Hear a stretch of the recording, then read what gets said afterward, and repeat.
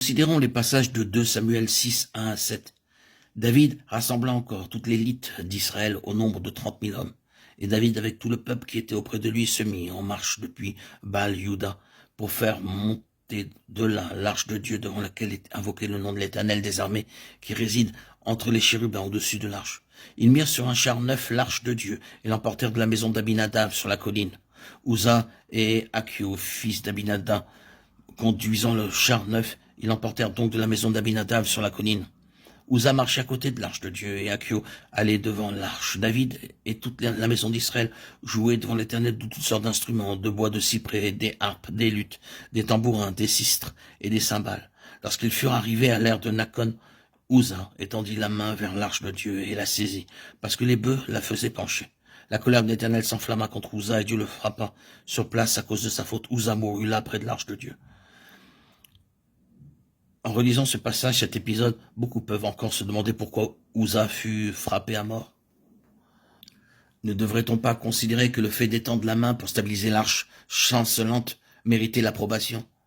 La gloire de Dieu n'était-elle pas associée à l'arche? En maintenant fermement l'arche, Uza n'avait-il pas rendu un grand service? Pourquoi donc Dieu le frappa-t-il soudainement à mort? La raison en est la suivante. Dieu désire davantage un peuple qui obéisse à ses ordres qu'un peuple qui l'aide dans son œuvre. Dieu n'a besoin d'aucun homme pour soutenir sa gloire. Tout ce qui touche à l'arche de la présence de Dieu doit mourir. La question dans cette situation ne consiste pas à savoir ce qui se serait passé si l'arche était tombée, mais dans le fait qu'un homme ait pu faire ce que Dieu n'avait pas ordonné. Il est tout à fait normal pour l'homme d'admettre que si, en temps de paix, l'arche ne devait jamais être touchée dans les temps de danger, elle pouvait l'être, c'était pour l'empêcher de vaciller, car c'était une situation critique et cette mesure devait être tolérée sans être pénalisée par la mort. Cependant, Dieu n'a qu'une seule règle de conduite, il ne croit pas au compromis. Tout ce qui se fait sans son ordre est exposé à la mort. Si elle n'est pas physique, elle sera spirituelle. Dieu ne demande pas si nous l'avons aidé ou pas, il déclare seulement que nos mains ne doivent pas toucher l'arche. Si l'on était autrement, nous devrions mourir. Il aurait mieux valu que l'arche tombe. Dieu n'aime pas qu'on lui vienne en aide sans un ordre de sa part. Toutefois, combien de fois nous pensons aider Dieu lorsque nous faisons face à des besoins extérieurs? Mais n'est-ce pas terrible que des serviteurs de Dieu puissent se servir de leurs mains charnelles pour lui venir en aide, comme le fit Uza?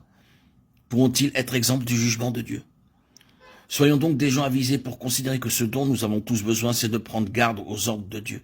Tout ce qui est fait pour répondre à l'urgence d'un besoin particulier sans s'attendre à un ordre divin ne peut pas être accepté par Dieu.